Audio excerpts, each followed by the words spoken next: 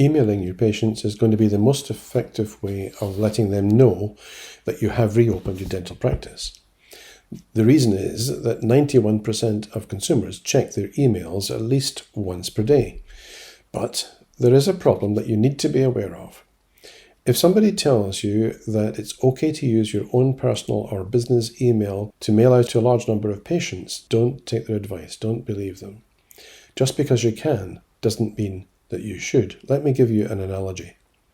If you had to drill out a cavity and somebody handed you a Black & Decker household drill, would you use it? Of course not. You would do massive damage to the patient's mouth because it's the wrong tool. All drills are not alike. Each one is designed for a specific use. Well, what happens to your email account when you send a blast of emails to your patients? It will very quickly get your account blacklisted and you won't know. While you continue to send emails out to your patients, you're thinking that they're receiving them because no one's testing your email account.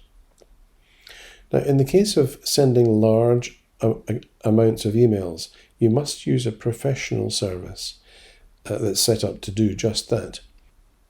You would need to provide them a list of your patients and their email addresses, and here we've got some notes as to how to go about doing that.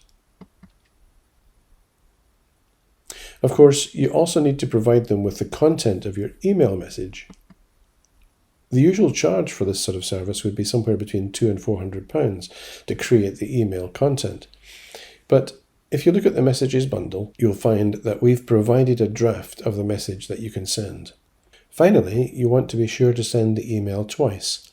The first time you send the email will be right away, and the second time 2 or 3 days later. But the reason for this is that some people won't see their first email, and so the second brings the success rate of your communication up much higher. So we've got the 2 emails down here.